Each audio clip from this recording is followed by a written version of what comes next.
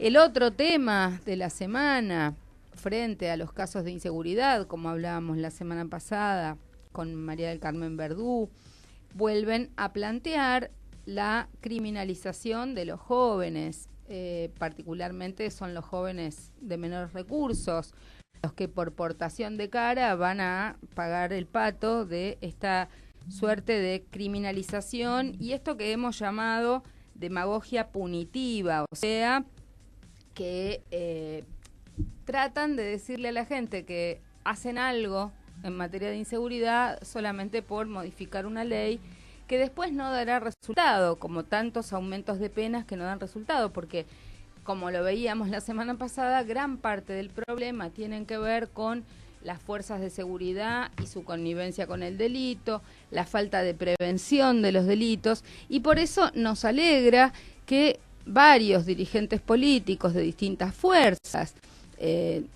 pensemos en Margarita Stolbizer, que fue la que salió primera, pero también gente del Frente para la Victoria, Sergio Massa, salieron rápidamente a plantear que hay que discutir un régimen penal juvenil ya, porque en realidad lo que sucede es que a los chicos menores de edad que cometen un delito los largan porque no hay garantías procesales para llevarlos a juicio. Lo que necesitamos es poder llevarlos a juicio porque a través de las garantías legales para que estén en juicio, ellos van a poder contar o decir quién es el adulto que los manda a robar, quién es el adulto detrás de los delitos que hoy tienen cara visible de niños de corta edad. En ese sentido es muy importante, la Iglesia Católica, el Papa, la Iglesia ya dieron un mensaje muy claro en contra de la criminalización de los niños y muchas organizaciones sociales como el Movimiento Evita, que desde hace muchos años plantean que ningún pibe nace chorro, vuelven a poner el énfasis en que necesitamos más escuelas y menos cárceles y fundamentalmente eso para los niños y las adolescentes. También UNICEF se pronunció en contra del recorte a la edad de punibilidad de los niños y niñas y bueno, en ese sentido me parece que deben reconocer que es inconstitucional bajar la edad de punibilidad porque los derechos y garantías en el marco de los derechos humanos, de los tratados vigentes, no pueden ser regresivos, no se puede ir hacia atrás, no se puede restringir aún más derechos que ya son conquistados. Y en ese sentido, los derechos de los niños y de las niñas en Argentina están vigentes y no se puede recortar sus garantías a menor edad que la que hoy se tienen garantías. Bueno, nos acompaña aquí en el piso Natalia Gulino. Ella trabaja en Copidis, es una persona con discapacidad y nos va a contar en un ratito nomás su caso, lo que le pasa y qué pasa con las personas con discapacidad. Ahora vamos a hablar con Alejandro Grimson, que ha sacado un nuevo libro con, digamos, tenemos Alejandro Grimson, está, no sé si en breve estará en línea, él es sociólogo y con Eleonor Faur ha trabajado varios temas que tienen que ver con la igualdad entre varones y mujeres y fundamentalmente ahora están sacando un nuevo libro que tiene que ver con los mitos de género, o sea, aquellos mitos que hacen que creamos que las mujeres actúan de una determinada manera y los varones de una determinada manera y que bueno, muchas veces llevan a confusiones y que muchas veces también la propia educación, la propia los medios de comunicación llevan a que se reproduzcan esos roles de género y que por supuesto esto devenga en discriminación para con las mujeres. Como ustedes saben, las diferencias entre varones y mujeres son naturales, pero no así las desigualdades. Por eso es tan importante que podamos profundizar algunos de estos temas y fundamentalmente que podamos explicar lo que desde las ciencias sociales, desde la investigación, muchos vienen profundizando a lo largo de tantos años. Así que ya estamos en línea con Alejandro Grimson para que nos cuente los mitos entre varones y mujeres y, bueno, las confusiones que esto genera a partir de la reproducción cultural de estos mitos, ¿no? ¿Cómo estás, Alejandro? Hola María José, ¿cómo estás? ¿Qué tal? Contanos un poquito, ¿cómo se llama el nuevo libro que han sacado con Eleonor? Sacamos un libro que se llama Mitomanías de los sexos, que de alguna manera sigue...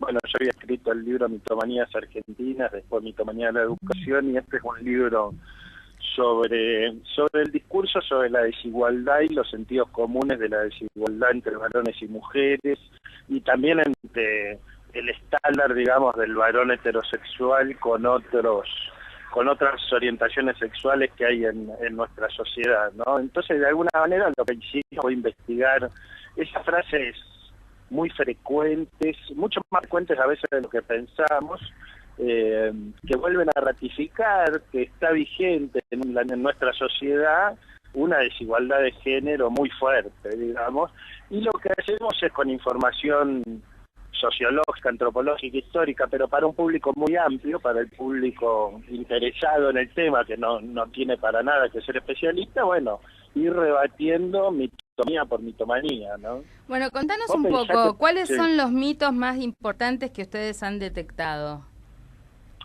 Mira, nosotros creemos que el mito madre, por decir así, el mito quizá más fuerte, más vigente, es la idea de que la diferencia biológica, la diferencia genital, digamos, en el hecho de que las mujeres tienen cierto genital, las mujeres tienen útero, las mujeres tienen mama, los hombres no pueden alimentar con su propio cuerpo, no pueden reproducir, que esas diferencias biológicas conllevan diferencias culturales, diferencias de poder y diferencias de raza que necesariamente tienen que expresarse en la vida cotidiana, en el hogar, en la familia, en la pareja y en la política, y en el mundo público y en el trabajo, ¿no?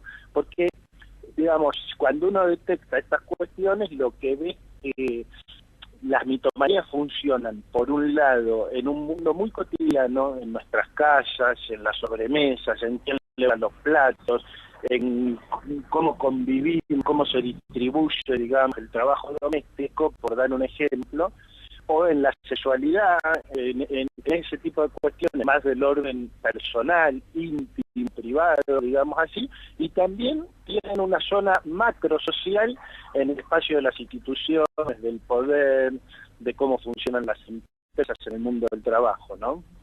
Bueno, ¿y qué efectos inmediatos tiene esto? Yo decía, las diferencias son naturales, las desigualdades son construidas y obviamente no deben ser permitidas, no deben ser habilitadas. Entonces, estos mitos son los que generan, de alguna manera, discriminaciones estructurales, ¿verdad? Claro, vos fijate que muchas veces en estos últimos años, mientras por un lado la sociedad viene viviendo una efervescencia de estos temas, sobre todo en relación a los temas de violencia, pero que los temas de violencia de género, bueno, conllevan muchas otras discusiones, digamos, porque en realidad la mitomanía de los sexos está trabajando sobre una desigualdad cultural que está en los orígenes de esa violencia de género, ¿no es cierto? Que tiene que ver con la idea de propiedad que tienen muchos hombres respecto de las mujeres, etcétera, etcétera. Ahora, ¿qué quiero decir? Que en ese momento de efervescencia surgen voces masculinas que plantean que las voces autorizadas para discutir sobre esto son los biólogos o los neurocientíficos. Y nosotros, ¿qué hicimos? Nosotros trabajamos, revisamos toda la investigación que se hizo en neurociencias y en biología en los últimos años y mostramos que la mejor investigación de primer nivel de las mejores universidades del mundo muestra que no hay ninguna prueba de que exista un cerebro femenino y un cerebro masculino, sino todo lo contrario. Más bien, las pruebas son que si uno toma ciertas características culturales que se adjudican a lo masculino o a lo femenino, la inmensísima mayoría de los cerebros, el 93%, según los biólogos de las mejores universidades del primer mundo, el 93% de los cerebros tienen componentes combinados de ambos mundos, ¿me entendés? Sí, sí. Y vos fíjate esto, hace 100 años las mujeres no podían votar, no podían ser electas, no podían estudiar medicina, no podían usar pantalón, no podían fumar, no podían conducir automóviles. Si eso cambió en 100 años, obviamente que es cultural y no es biológico. Entonces tenemos que cambiar la discusión y discutir sobre los poderes de la cultura, del sentido común, de la política, cuál es el papel del Estado, y que los biólogos estudien biología, pero que no biologicen la desigualdad de género. Bueno, la historia de la biologización de las diferencias de género es ancestral, porque, digamos, desde los primeros filósofos, las teorías, digamos, en la iglesia, en distintas religiones, y si uno recorre la historia de las ideas, siempre hubo raptos de biologización, por supuesto, bueno, llegando a extremos deplorables en el contexto de la Shoah o en contextos donde, digamos, en nombre de las diferencias biológicas se justificaron exterminios. Pero nosotros lo que hacemos en el libro no es tanto trabajar sobre esas historias que vos mencionás, que digamos, creemos que mucha gente o muchos lectores las pueden conocer, sino mostrar cómo nuevos discursos y nuevas mitomanías se van instalando como una reacción frente al empoderamiento de las mujeres, frente a la legitimidad que pueden tener las nuevas legitimidades que tienen antiquísimas orientaciones sexuales discriminadas, ¿me entendés? Ahora, esta biologización de los neurocientíficos es una nueva reacción. Sí, a mí me preocupa en general toda esta efervescencia moderna, posmoderna de las neurociencias. Viste que siempre hay un neurocientífico en algún sillón de la televisión.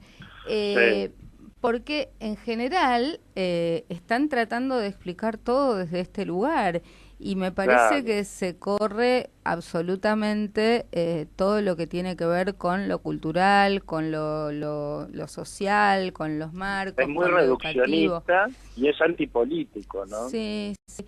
Pero es un tema complejo de desmontar, porque incluso te diría que en la Facultad de Derecho, en facultades que tenemos trayectoria de trabajar los temas sociales y la mirada cultural, se ha ocupado un espacio importante donde se le da, digamos, espacio a estos nuevos investigadores y discursos, y es un tema complejo. ¿El análisis está hecho en Argentina o abarca los mitos? Es bastante abarcativo de América Latina, te diría, tomando algunas cosas de Europa. Entre otras, una que te quiero comentar, por esto que decís de la Facultad de Derecho, que es que en muchos países, como vos sabés, hay una interacción muy interesante entre la legislación y las formas en que la sociedad reacciona a la legislación. Por ejemplo, los suecos, que tienen una tradición de ir buscando mayor paridad de género, cuando dejaron en libertad a las parejas para que distribuyan un año de licencia de maternidad-paternidad sin discriminar como discrimina la legislación argentina, ¿no es cierto? Que los varones tenemos 2 días de licencia por paternidad y los sindicatos conducidos por varones no están solicitando que eso se amplíe. No, y es más, muchas veces eso es muy terrible, porque hicieron boicot a nuestras leyes en relación al tema, ¿no? Algunos sindicatos. Claro, vos fijate que los suecos lo que hicieron es que cuando ellos detectaron que la mayoría de las parejas seguía distribuyendo la carga del cuidado en las madres y no en los padres, puso un mínimo de licencia que los padres están obligados a tomarse, ¿te das cuenta? O sea que eso es interesante para discutir en la Facultad de Derecho, cómo la legislación interactúa con la sociedad y en función de las reacciones de la sociedad, porque no es biología ¿no? Que son reacciones de la sociedad, la legislación vuelve a adecuarse para buscar los fines buscados. Sí, eso pasó en Italia, según creo, ¿no? Que los papás no se tomaban las licencias. En Alemania, sí, en varios les países. Pusieron un mínimo. Nosotros eso lo trabajamos en el libro porque esa interacción entre las leyes y la sociedad es una cuestión crucial, ¿no es cierto? No te lo voy a decir a vos que estás en la facultad. Repitamos, ¿cómo se llama el libro? Mitomanías de los sexos. Mitomanía de los sexos, los autores son Alejandro Grimson y Eleonor Faur.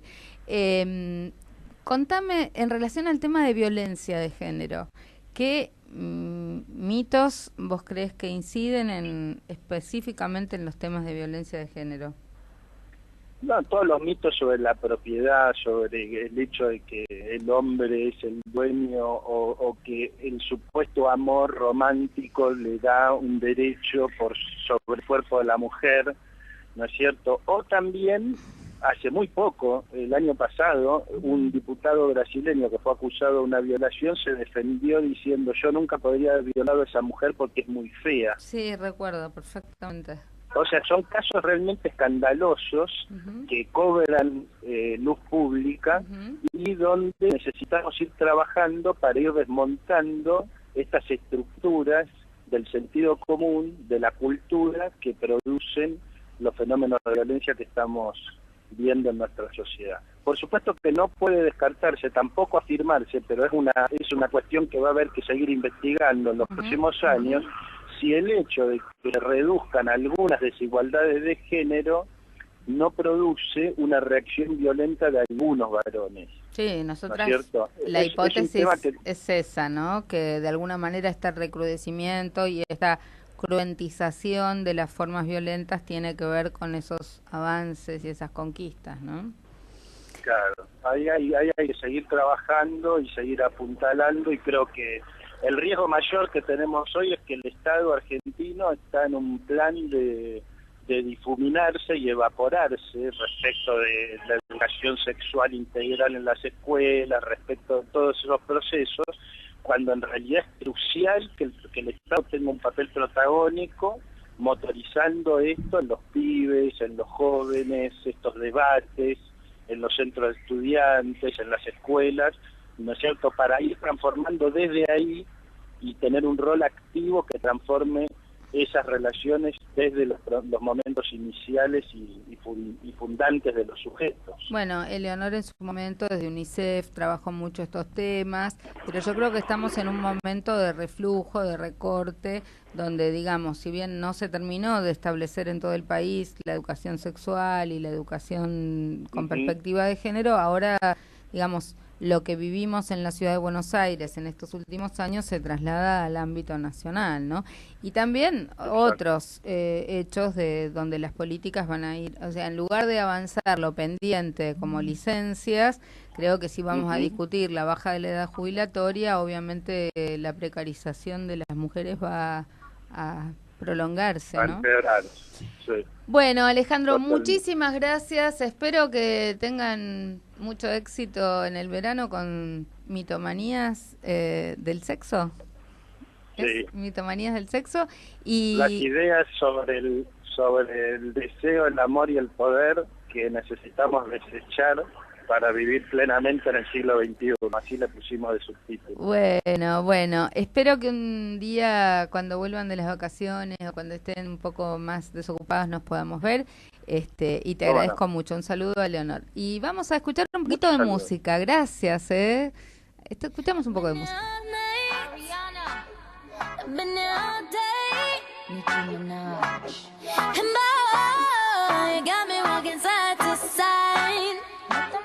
I'm talking to you. See you standing over there with your body, feeling like I wanna rock with your body, and we don't gotta think about nothing. I'm coming at you, cause I know you got a bad reputation. Doesn't matter cause you give me temptation, and we don't gotta think about nothing. These friends keep talking way too much. Say I should give you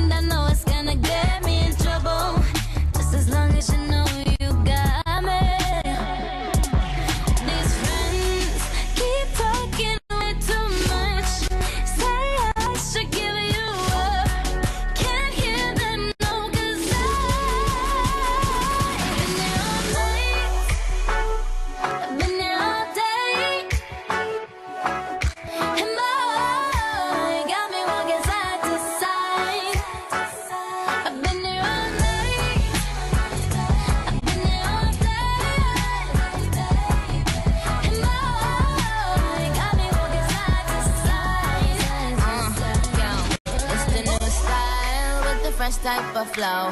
Wrist icicle, ride deck bicycle. Come true, yo. Get you this type of blow. If you wanna manage, I got a tricycle. All these bitches flows is my mini me.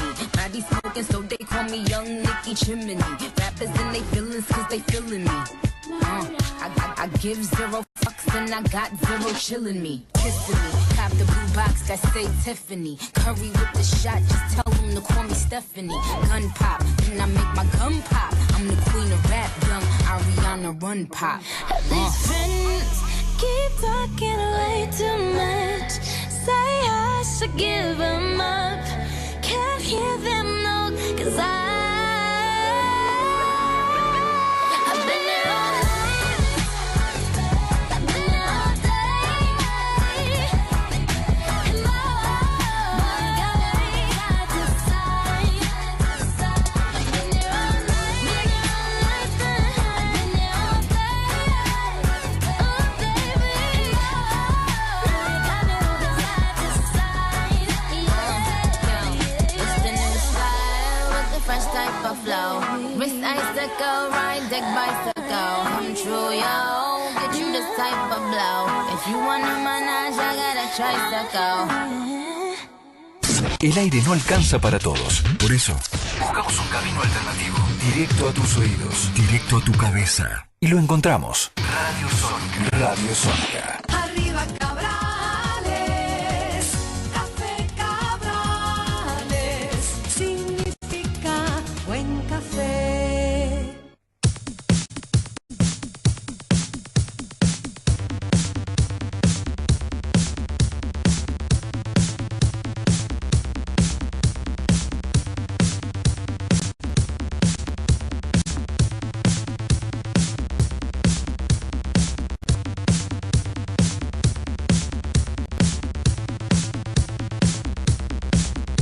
Bueno, y seguimos en Café con Luber y estamos con Natalia Gulino.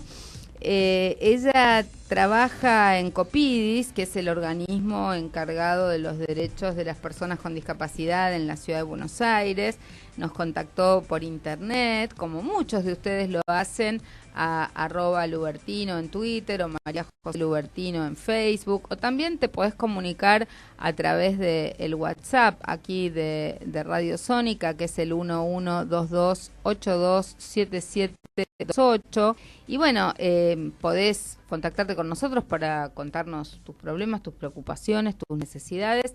Y en este caso, bueno, Natalia quería compartir su experiencia de situación de discriminación como persona con discapacidad. ¿Cómo estás, Natalia? Contanos un poquito qué era lo que querías compartir con todos nosotros. Hola, María José, un placer estar acá en Radio Sónica y obviamente que no puedo dejar de apoyar públicamente tu candidatura para como defensora del pueblo, así que bueno, tenés mi apoyo. Muchas gracias. Tenés mi apoyo.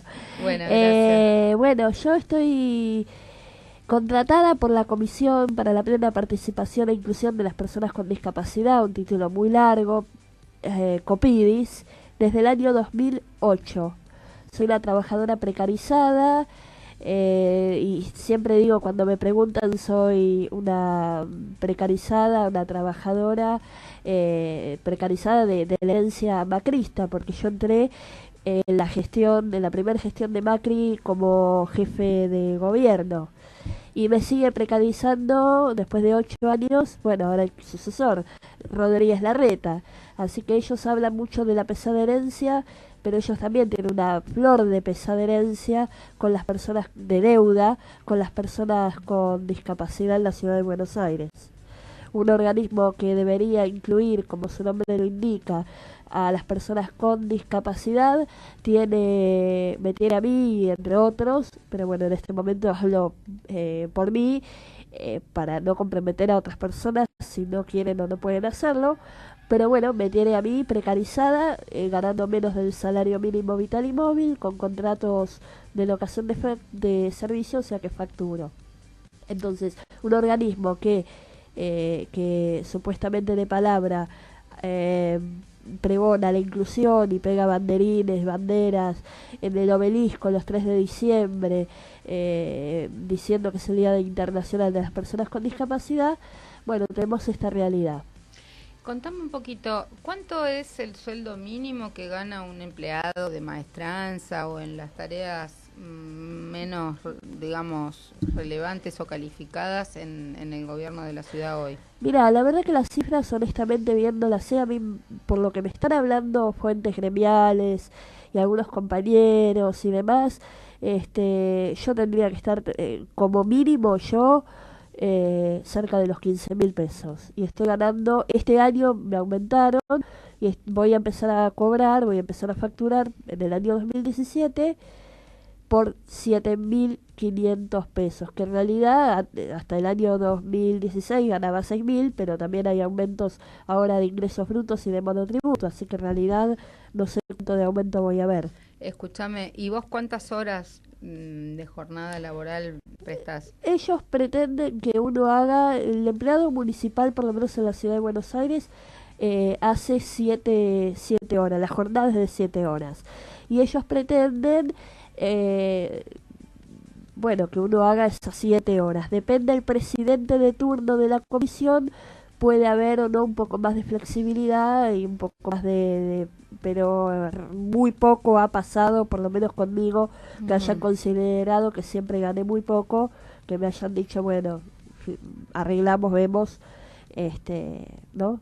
Sí, una cosa que me interesa es saber cómo es tu cobertura médica, porque más allá de que vos tenés un certificado de discapacidad, obviamente, si fueras planta, tendría la obra social, a la obra social del gobierno de la ciudad. Bueno, hasta noviembre del año pasado tuve la cobertura del gobierno de la ciudad, no por mi trabajo, sino porque mi mamá me tenía a cargo, porque ella se jubiló como docente en el gobierno de la ciudad.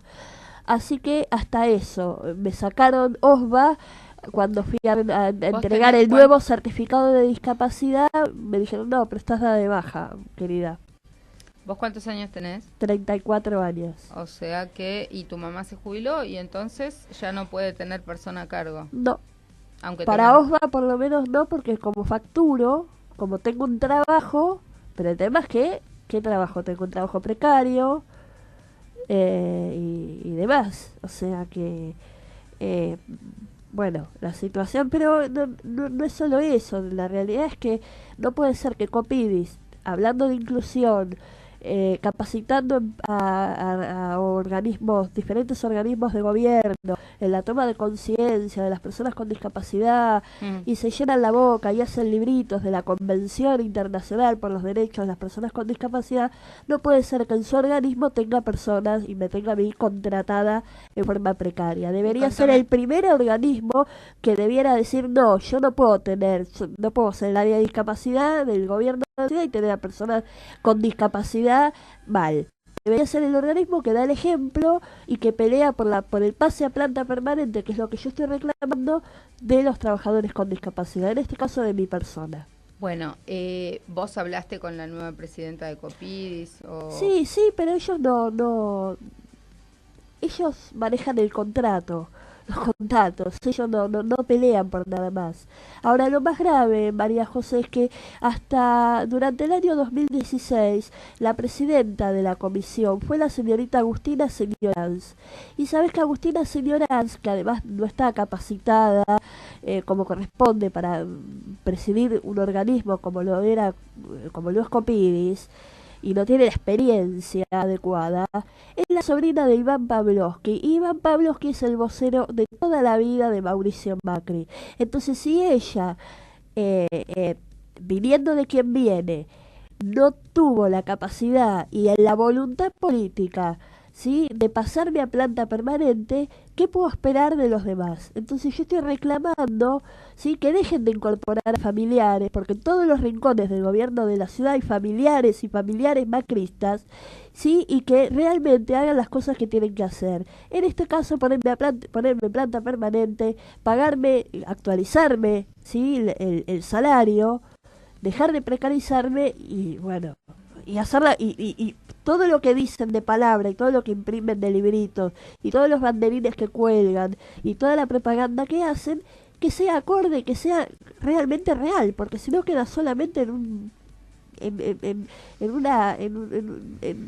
en una escenografía que no coincide realmente con la realidad. Bueno, lo que yo te diría es que nos mantengamos en contacto, que vamos a tratar de darle visibilidad a tu denuncia, a tu planteo, y sobre todo yo te voy a hacer el contacto con quienes están, si es que no lo tenés todavía, trabajando en el Observatorio de Derechos de las Personas con Discapacidad de la ciudad. No sé si has tomado contacto con Julián Mirón, con Pedro Ábalos. Sí, Pedro es divino. Exactamente, porque yo creo que... Les hice llegar a través de Facebook, les hice llegar mi denuncia y otras entrevistas que me hicieron tanto Víctor Hugo Morales como Néstor Espósito. Bueno, para mí es muy importante porque yo diría que junto con Pedro, que mandemos una intimación al gobierno de la ciudad para que regularice esta situación. Sí. Si no lo has hecho aún, o que veamos también con la verdad es que quise con abogados tratar de ver para iniciar alguna cuestión legal, y hasta ahora no encontré abogado, digamos, como para... Y el sindicato lo que tiene, yo me afilié a ATE, y gracias que me afilié, porque si no, bueno, no sé qué estaría. El tema es que como ATE está tan dividido por cuestiones políticas, quedamos los afiliados de abajo, de a pie, ahí. Entonces tengo un grupo de compañeros de una facción que me ayudan y otro un poquito de compañeros de otra facción que también me ayudan, pero entre ambos no se pueden chocar por las diferencias políticas.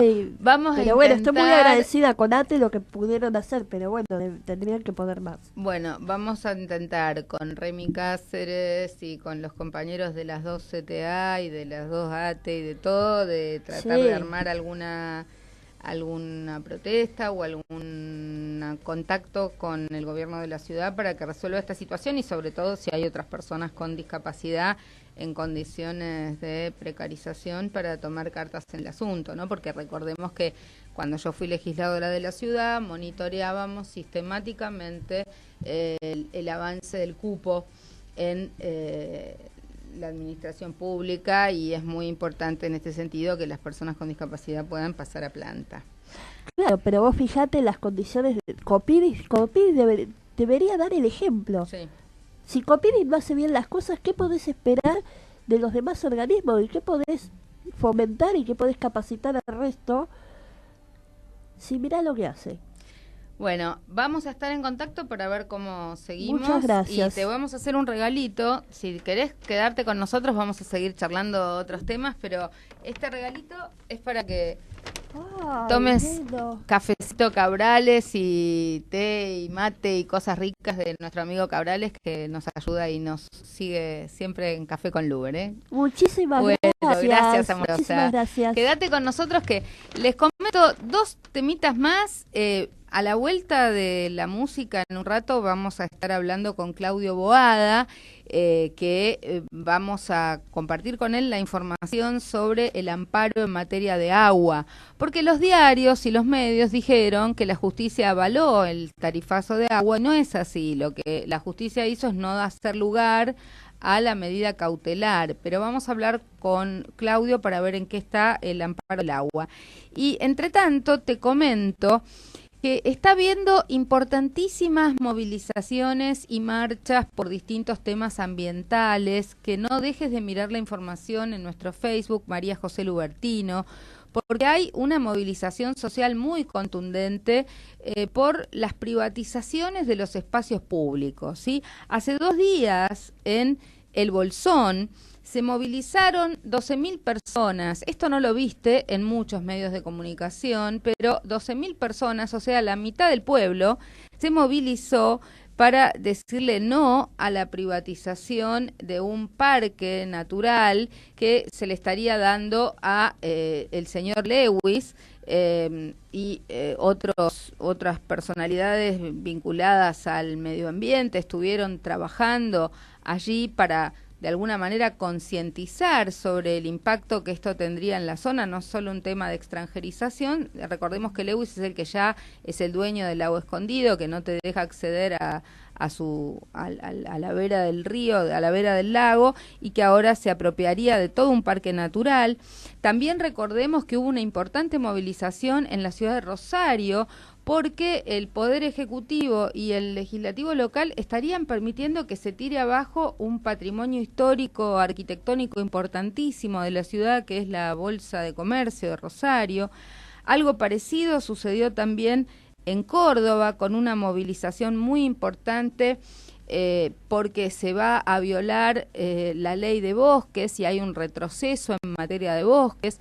Otra movilización importantísima en Santa Cruz, porque el Ejecutivo Nacional y la Secretaría de Minería estaría permitiendo una explotación minera en Santa Cruz que puede afectar la Cueva de las Manos, que es patrimonio histórico y de la humanidad de UNESCO. Y por supuesto, y no quiero dejar de lado nuestro reclamo por la construcción que se está haciendo ilegalmente en la puerta del Jardín Botánico, que todos los vecinos estamos intentando de alguna manera montar guardia durante todo enero, presentar un amparo, pero que no vamos a parar hasta que demuelan la construcción que están haciendo violatoria de ese monumento histórico nacional. Dos temitas más antes de la música, muy brevemente. Saavedra no duerme cuando hay inundaciones, se volvieron a producir inundaciones en el barrio Mitre con la última lluvia.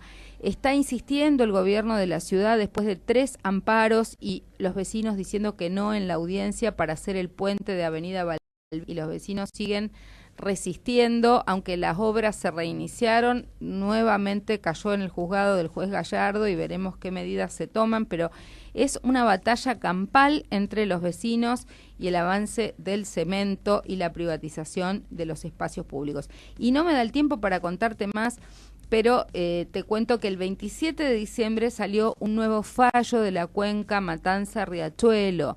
Voy a intentar que hablemos la semana que viene o en alguna de las próximas semanas, porque la Corte vuelve a darnos la razón a las organizaciones no gubernamentales y es lamentable que no se haya cumplido en 10 años de vigencia del fallo Mendoza más que un 20% en relación a la vivienda, y en muchos temas como salud o temas como contaminación del agua no se sabe ni siquiera cuánto se cumplió, ni hay indicadores.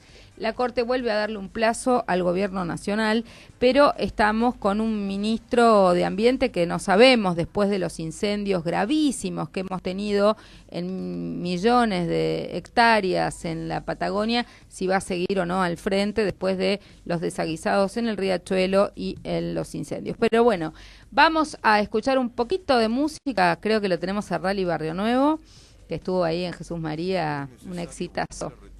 Sin miedos ni prejuicios, el tema de la revolución. Una revolución que necesariamente tiene que partir de esta realidad. Aceptando que vivimos en el sistema capitalista, debemos pensar, actuar y animarnos a vivir desde otros paradigmas. No solo diciendo, sino haciendo, buscando coherencia entre la palabra y el gesto, poniendo una paciencia impaciente en esta construcción. Y tenemos que ir todos, sin discriminaciones, los intelectuales y los artistas, los cojos, los mudos y los ciegos, los que pueden y los que no pueden. Es darnos ánimo, encendernos los fueguitos, recuperar los ideales, tener siempre encendidas las luces del circo de la vida. Aunque los payasos estén tristes, la soga de los trapecistas derruidas y la carpa remendada, el circo de una nueva vida debe continuar. Está en nosotros. Está en nosotros. Está en nosotros.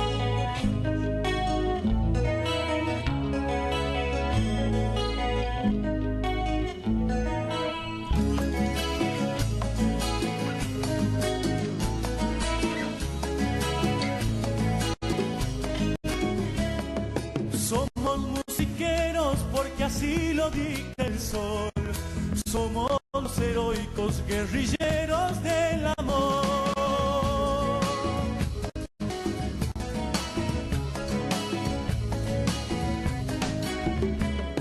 Somos los suicidas buscadores de la mar, somos los amantes trasnochados de la paz.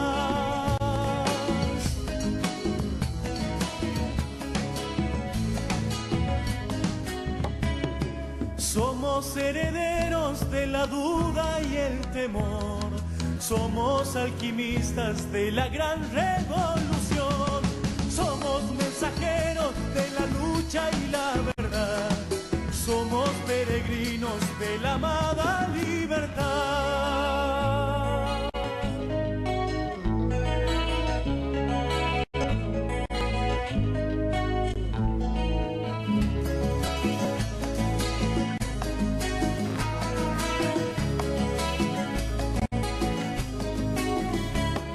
Somos los adictos ciudadanos de papel. Somos la esperanza dibujada en la pared.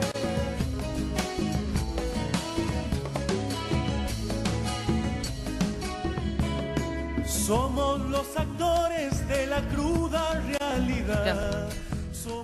Bueno, y escuchábamos a Rally Barrio Nuevo, que estuvo con un exitazo en Jesús María, realmente un gusto de haber escuchado tantos cantantes nacionales y un gran saludo a Córdoba y a Jesús María, que recuerdo con mucho afecto y cariño todos los años que hemos pasado allí en estos recitales, acompañando a artistas y bueno, y al pueblo de todo el NOA, que es tan activo, y del centro del país, que siempre se moviliza para estos festivales. Bueno, y lo tenemos ya en línea a Claudio Boada, que está vacacionando, pero lo molestamos para traerlo a la realidad de Argentina, más allá del verde, que está disfrutando. Lindo día por allá por Villarrosa. Sí, muy lindo día, muy excelente. Bueno, me alegro, Claudito. Contanos un poco, estamos muy preocupados porque los medios dijeron que la justicia había hecho lugar al aumento del agua. Entendemos que solo es que no dio lugar a la cautelar, pero contanos vos. Exactamente, bueno, acá hay dos procesos, uno de los cuales iniciado por nuestra asociación, por la Unión de Usuarios y Consumidores, otro iniciado por otra asociación colega que se llama ADUC, y lo primero que hace uno se inició en Capital, otro en San Martín. Bueno, el juzgado de Capital, que es el que concentra ahora por peleación en el tiempo el inicio primero y el registro primero, digamos, acumula los dos expedientes, resuelve la cautelar que se había planteado en el expediente de ADUC, y la resuelve negativamente. Esa cautelar es apelada, y justamente el 28 de diciembre, el Día de los Inocentes, la Sala Segunda Contencioso Administrativa Federal ratifica el rechazo de la cautelar. ¿Qué significa esto? Que nos quedamos con un proceso que normalmente duran 4 o 5 años, en los cuales no vamos a poder tener ninguna modificación de la tarifa. Digamos que si dentro de 5 años disponen que no hubo la participación necesaria en audiencia pública de los usuarios y consumidores, realmente no va a tener mucho sentido, porque va a haber avanzado sobre otros aumentos tarifarios. Pero es un desastre. Decime una cosa, ¿cuál es la norma constitucional o legal que dice que en materia de agua tiene que haber audiencia pública? Bueno, en realidad ahí tenemos un complejo de normas. Tenemos en principio el artículo 42 de la Constitución, habla de la necesaria participación en los entes de control de tanto de usuarios como asociaciones. Con respecto al agua, no hay ninguna norma que claramente establezca la necesidad de la audiencia pública. Pero te hago una pregunta, ¿hay organizaciones participando del ente de control del agua? Hay una sindicatura que es una instancia de participación, que participamos alrededor de 25 asociaciones, nos reunimos quincenalmente entre nosotros y con los directivos del ERAS. A nosotros y esta es la excusa que usa la justicia, a nosotros se nos comunicó 2 días hábiles antes, el aumento que iba a haber. Nos comentan algo en la reunión y nos entregan un documento que tiene un texto distinto, un documento de calculadas 180, 200 páginas con cuadros, gráficos, estudios económicos. Nosotros siempre, desde nuestra asociación, contestamos, rechazamos el aumento, y por otro lado dijimos, que no era un tiempo suficiente como para que la participación sea valiosa. Si uno dice que vos tenés que participar con debida información, no puede ser una información que te la dan 48 horas antes de que salga resuelto. O sea, realmente al momento que nos dan a nosotros la información ya tenían resuelto el criterio que iban a aplicar, claramente, ¿no? Ahora, ¿quiénes son los jueces que toman esta decisión? ¿Qué sala o qué? Mira, el juez de la Justicia Contenciosa Administrativa Federal es el juzgado 9, el doctor Pablo Caicials, y luego pasa a la sala segunda de la Cámara, no tengo el nombre de los 3 miembros de la sala, pero es la sala segunda de la Cámara que aprueba digamos que no hace falta la existencia de una cautelar. Y nosotros tenemos que realmente es no hay... gravísimo, porque lo que nos llegó en agua no es ni siquiera, son aumentos, no sé, del 500%, no sé qué rango es lo que vos manejás, pero... Y más o menos entre 5 y 6 por 5 o por 6, o sea, lo que vos decís 500% sería por 6, y es más o menos los valores que nosotros, con un agravante, la tarifa a los sectores más vulnerables estaba subsidiada con un subsidio del 25 o del 50%. Para los sectores que tenían el subsidio del 25% se lo suprimió y se le aplicó el aumento. Y para los sectores que tenían el 50% se suprimió el 25%, a partir del 1 de enero se suprimía el otro 25% y se le aplicaba el aumento. Y sí que los sectores de menor condición económica, capacidad económica, los sectores más vulnerables, en eso el mapa de AISA está zonificado, donde tienen clasificada la zona según el nivel socioeconómico de cada zona. Aquellos que tenían los subsidios del 50 y del 25, a esta fecha ya lo perdieron. O sea, no es solamente multiplicarle por 5 el aumento, sino también sacarles los subsidios que tenían. ¿Qué va a pasar? ¿La gente va a dejar de pagar el agua? Porque ¿qué le van a cortar el agua? ¿El agua la cortan? El agua para residenciales no se puede cortar. Sí hay un procedimiento que están aplicando, que nosotros consideramos que no es constitucional y que es ilegal, que es un procedimiento de reducción del nivel de ingreso de agua a la casa. Te ponen como si fuera un suncho en la entrada, en el caño, para que te entre menor cantidad de agua. Es una locura. Es una locura. Exactamente, porque en vez de cortarte, que está prohibido por ley cortar a los residenciales, te reducen en la cantidad de agua. Creo que es un conflicto dentro del conflicto del tarifazo que todavía no se manifestó en toda la problemática que tiene, porque ha salido más a la luz problemas, o en los medios más problemas de la luz o del gas, pero me parece que el tema del agua, sabiendo la importancia que tiene también para la salud, hay un estudio hecho por Bernardo Clifford y gente que está con él trabajando, donde por cada peso que el Estado invierte en agua y cloaca son 6 pesos que se ahorran en hospitales. Esa es una media internacional. O sea, realmente tenemos que pensar que esto es salud de la gente. La verdad que es alarmante en un servicio tan básico, en un derecho humano básico como es el agua, que haya este tipo de... Ahora, dos preguntas. ¿Por qué decís que hasta dentro de 5 años no va a haber otra discusión? ¿Porque hay un plazo fijado en la ley o porque vos estimás que el juicio va a durar esto? No, por la duración de los juicios tarifarios. Okay, y la otra pregunta es, ¿van a apelar a la Superior Tribunal de la provincia?